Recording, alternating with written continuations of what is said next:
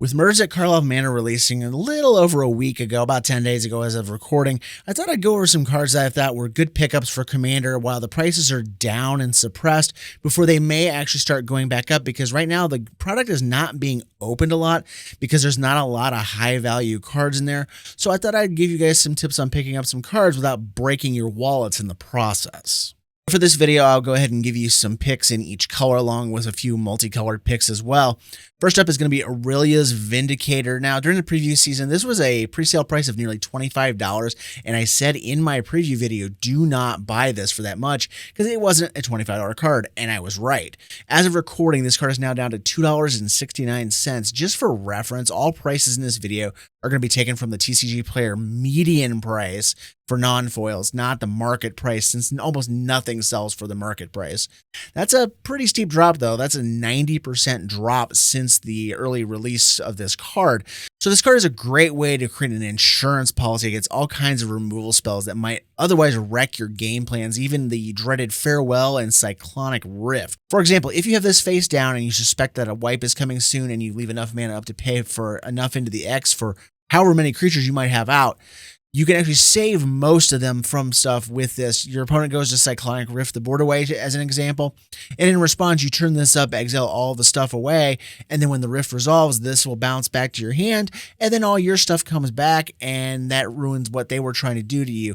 But what's also great about this card is it also can help you recover from a prior destruction board wipe that went off before you could get this down. So say someone wrathed away your board earlier, you can go ahead and play this face down, and then you can set this up to die after you flipped it up and exiled a bunch of stuff from your graveyard. When the Vindicator dies, you'll get all that stuff back to your hand for a redo. So if you play white, I highly recommend picking up this card now that has dropped in price so drastically. Next up, we're going to go look at the color blue with Forensic Gadgeteer, another one of the cards that started very expensive during the pre-release pricing. It quickly course corrected, going from about a $12 card down to about $3 as of today. But you might say you're not going to get much out of this deck that doesn't care about clues, but that really doesn't matter because the clues here are a bonus.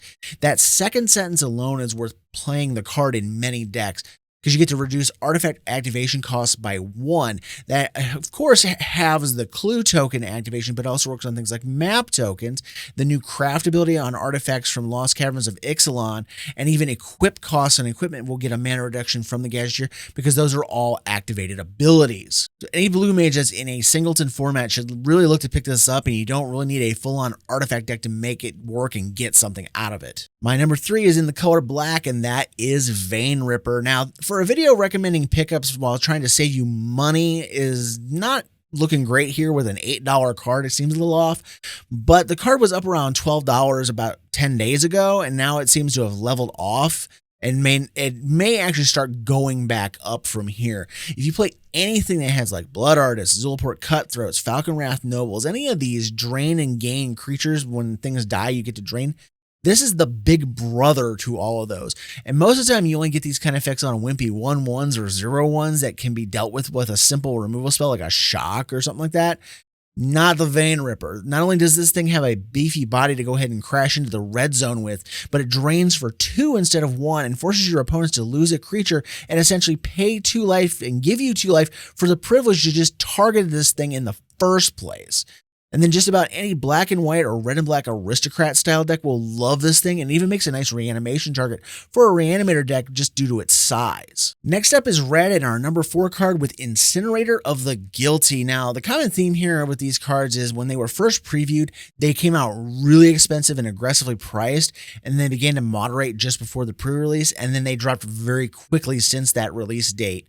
So with Incinerator of the Guilty, it's one of those type of cards where it started out about $20 during the preview season, going down to about $6 for the pre-release weekend, and now it sits around $3.12 as of recording. So in about 2 weeks' time, it's dropped by almost half of its pre-release weekend pricing.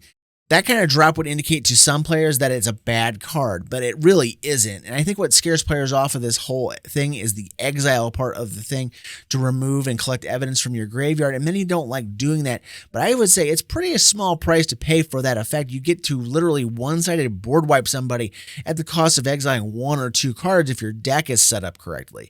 Another thing that I think messes with people is how it collect evidence is set up, I think seeing that number makes some players think they have to get rid of 6 cards in order to do this, and it's actually the 6 mana value. Because like to me at first I was like, oh, it's 6 cards, that's a lot, but it's actually just you could have another 6-drop dragon and 1 card and their stuff's gone. So what I think will happen here is over time this card is going to go back up because of its ability being so useful, and also because it's a dragon. It's one of the more ubiquitous creature types in the game of Magic, and it will become highly sought after a while, and it's a mythic in a set where we're seeing under openings because people are not getting their value out of these boxes, so people are not picking up as many boxes and opening as many boxes. So this card is just primed to go back up in price within the next few months. And then my last monocolor recommendation lands us in green with Analyze the Pollen. This is another one of these that started out way too expensive and then crashed. Analyze the Pollen started out around $12 just before the pre-release and now is down to a paltry 78 cents. Now, I like modal tutors like this in Commander. Early game, you can color fix or at least go guarantee yourself a land drop. And then the late game, you can go get a threat of your choice or even a specialty land. That might be something you really need to go off on your deck, such as Nykthos Shrine to Nyx. And honestly, the Collect Evidence 8 isn't that bad. If you're going to be able to go get just about anything that's a big fat threat or a big, mana producer like a Nykthos or a Cabal Coffers or something like that that you have in your deck, you should have some decent sized stuff in your deck anyways because you're in green, and you should only really need about 1 to 3 cards to get this thing to fetch up just any big major threat out of your deck, and it's highly splashable in any deck because it's just 1 green mana pip. As for multicolored cards from this set, I have a few pickups that were pricey but dropped low enough to recommend here. Let's start off with my pick that I want for Oathbreaker as well as Commander, and that is Kaya Spirit's Justice. Planeswalkers always seem to be priced pretty high on release and then drop down, and this Kaya is no exception to that. It starts out about $10 when it was first, in the release window, and now it's down to about $2.50. Now, this isn't something just to throw in any black and white deck because you will have to build a deck around that having ways of controlling what's getting exiled and ensuring you have tokens around to transform with her static ability. However, as I said before, Oathbreaker would likely try this out as a commander if someone figures out how to leverage this. She may actually go back up in price eventually because 4 mana is kind of a sweet spot for casting planeswalkers. On top of that, she's also got some great abilities that Commander and Oathbreaker players actually like in a form of Graveyard Hate, a self-contained ability to generate the tokens to use with the static ability, and a pretty good removal spell that also feeds into that static ability. So all in all, she's a great planeswalker, and if you like this kind of thing, she might be something fun to build around it within Oathbreaker. The next multicolored card that I would go for is Tristani Whispers. Now, as with all these other cards, again, this started out fairly high. No one knew, because I don't think anybody knew what to make of it, and it's a mythic, so they aimed high and just let it fall down. Now, just before pre-release, this was around $9. Now it's down to about $2.50. This is one of those cards that doesn't fit the mold of many green and white commanders, which is usually the focus of +1/+1 counters and token strategies. So instead, we have a commander that would prefer to have some bigger bodies around to grant keyword abilities to. So for instance, you plop down some big trampling monster like an Elder Gargaroth. It doesn't care about the vigilance part that Tristani can grant, but that death touch and double strike, that's potentially very nasty since the way that trample works. You only need to deal 1 lethal damage with death touch, and then the rest is going to carry over into our opponent's face. So if your opponent gets both of these, they're in big trouble. So let's use our example of this Elder Gargaroth. You give it double strike and death touch. It already has trample and vigilance. So it's going to come in and whatever, doesn't matter what they block it with, it's going to hit it for 1 and then carry over 5 damage to their face and then hit them again for 6 more damage for 11 damage, just carrying through and just destroying whatever gets put in front of it. And the only way they're going to be able to save their stuff is indestructibility. So if they don't have a removal spell to deal with this monstrosity that you would pump up, they would literally have to dump a dozen or more blockers in front of this just to take it down because of the death touch, trample, double strike mess that causes it. My last multicolor recommendation is a legend that I just did a few days back in Historic Brawl, and that is a Trada Deadly Fugitive. Now, if you're looking for a fun blue-black legend to build around, a Trada is a great card. You don't even have to do what I did in the Historic Brawl video, which was to tilt heavy on the assassins to steal my opponent's cards. You could go with a more straight Morphin Disguise creature and use some Manifest cards to go along with a Trada and use her ability to flip them over, oftentimes cheaper than what their morph costs would be. Just remember what I said in the edit right after the tech in that video. Put Training Grounds in this deck. Hearthstone from Stronghold wouldn't be a bad idea either. Either way, you're going to be cheaping up the activated ability that Trada grants to these flipped up creatures, and then you can go ahead and make the deck run much smoother regardless of how you build the deck. The last recommendation I'm going to make is some of the Surveil Lands. Some of these have caught on in Modern and Pioneer, so their prices have become elevated on some of the copies, especially like the blue-green, the blue-red, and the blue-black. Keyword here, blue.